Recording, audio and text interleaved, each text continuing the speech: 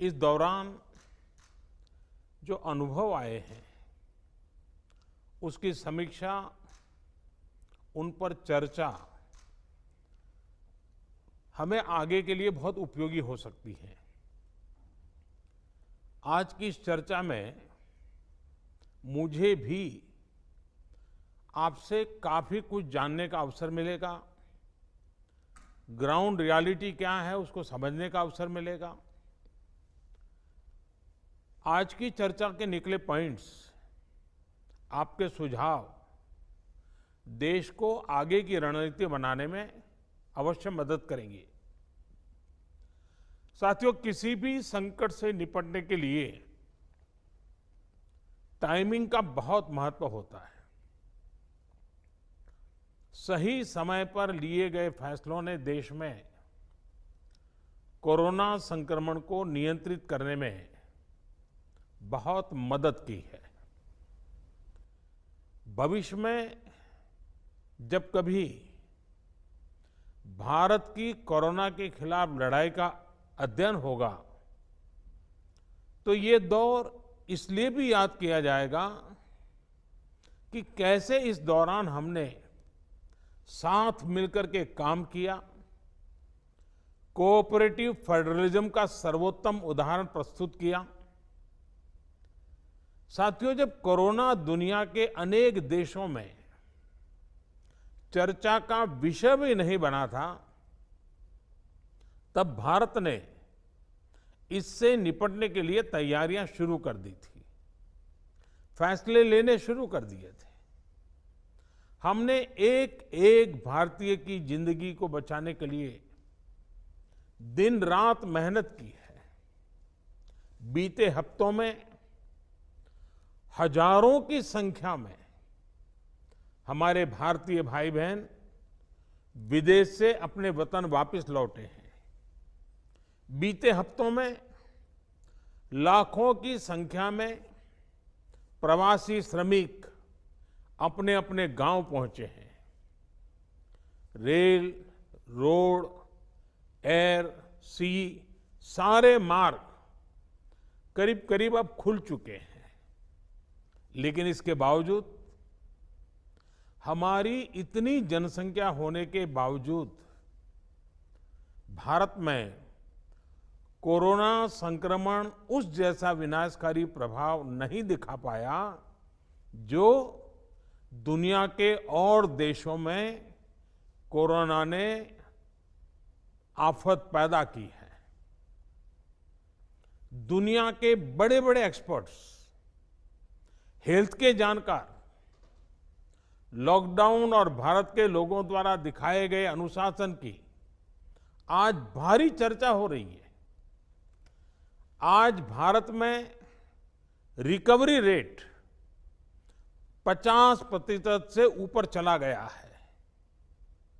आज भारत दुनिया के उन देशों में अग्रणी है जहां कोरोना संक्रमित मरीजों का जीवन बच रहा है। कोरोना से किसी की भी मृत्यु दुखद है। हमारे लिए किसी एक भारतीय की भी मृत्यु असहज करने देने वाली है। लेकिन ये भी सच है कि आज भारत दुनिया के उन देशों में है जहां कोरोना की वजह से सबसे कम मृत्यु हो रही है। अब अनेक राज्यों के अनुभव आज आत्मविश्वास जगाते हैं कि भारत कोरोना के इस संकट में अपने नुकसान को सीमित करते हुए आगे बढ़ सकता है, अपनी अर्थव्यवस्था को तेजी से संभाल सकता है। साथियों, बीते 2 हफ्ते के अनलॉक 1 ने हमें एक बड़ा सबक ये भी दिया है कि अगर हम नियमों का पालन करते रहें सारे दिशा निर्देशों को मानते रहे तो कोरोना संकट से भारत को कम से कम नुकसान होगा। इसलिए मास्क या फेस कवर उस पर बहुत ज्यादा जोर देना अनिवार्य है, आवश्यक है। बिना मास्क या फेस कवर के घर से बाहर निकलने की अभी कल्पना करना भी सही नहीं है।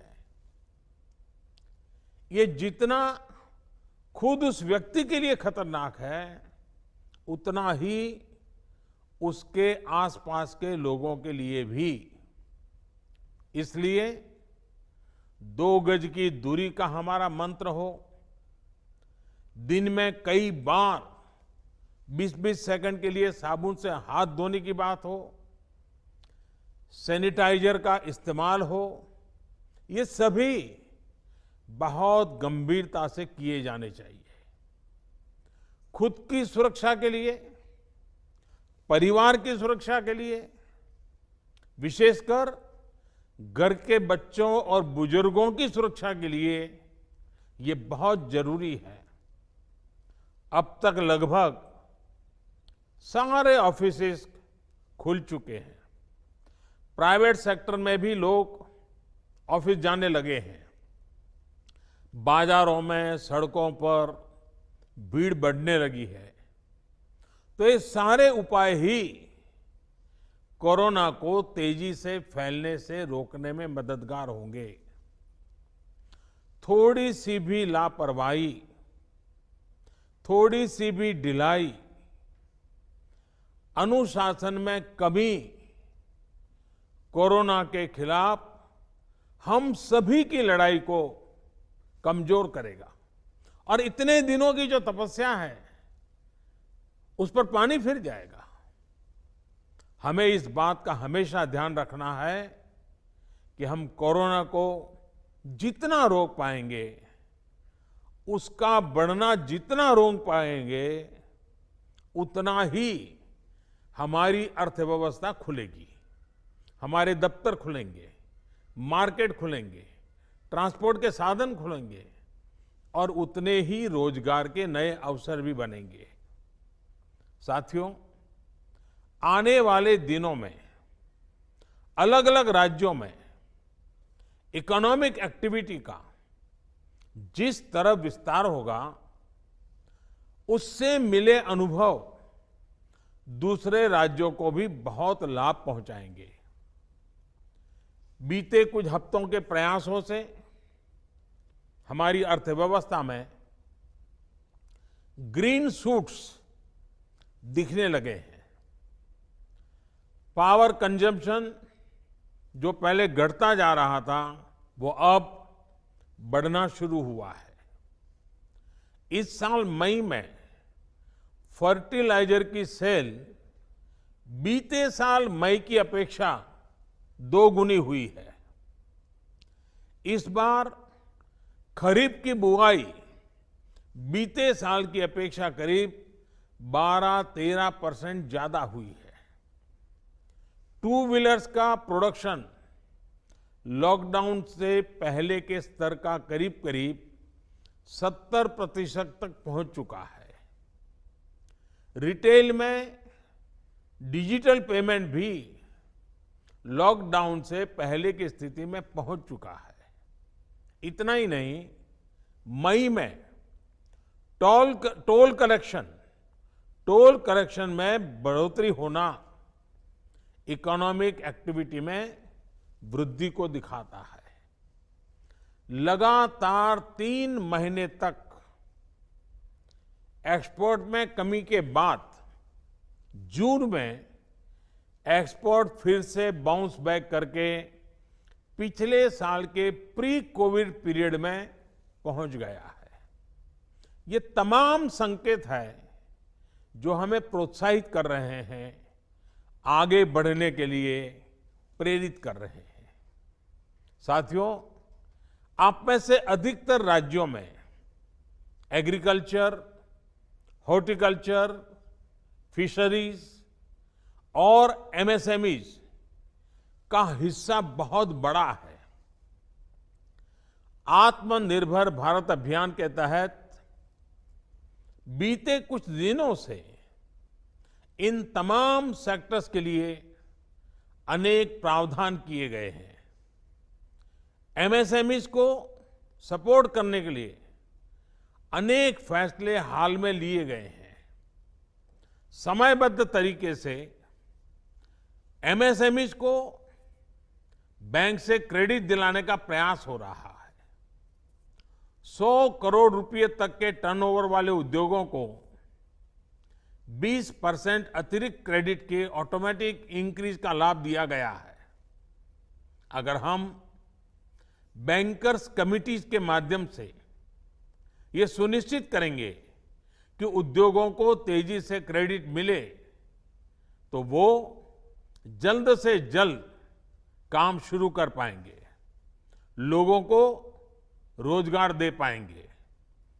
साथियों, हमारे यहां जो स्मॉलर फैक्ट्रीज हैं, उन्हें गाइडेंस की, हैंड होल्डिंग की बड़ी जरूरत है। मुझे पता है आपके नेतृत्व में इस दिशा में काफी काम हो रहा है। ट्रेड और इंडस्ट्री अपनी पुरानी रफ्तार पकड़ सकें, इसके लिए वैल्यू चेन्स पर भी हमें मिलकर काम करना होगा।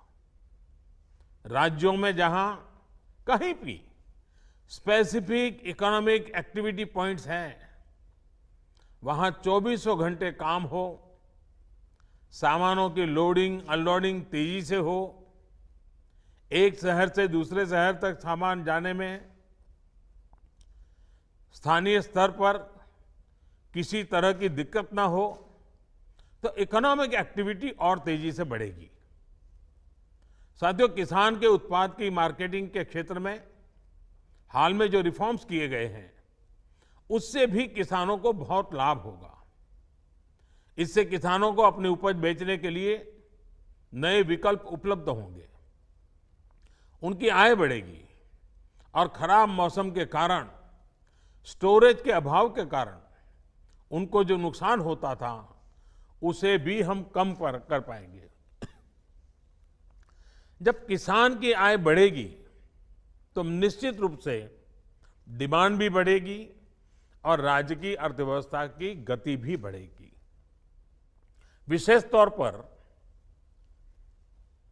नॉर्थ ईस्ट और हमारे आदिवासी इलाकों में फार्मिंग और हॉर्टिकल्चर, इसके लिए अनेक अवसर बनने वाले हैं। ऑर्गेनिक प्रोडक्ट्स हो, बाम्बू प्रोडक्ट्स हो, दूसरे ट्राइबल प्रोडक्ट्स हो, उनके लिए नए मार्केट का द्वार खुलने वाला है। लोकल प्रोडक्ट के लिए जिस क्लस्टर बेस्ड रणनीति की घोषणा की गई है, उसका भी लाभ हर राज्य को होगा। इसके लिए जरूरी है कि हम हर ब्लॉक, हर जिले में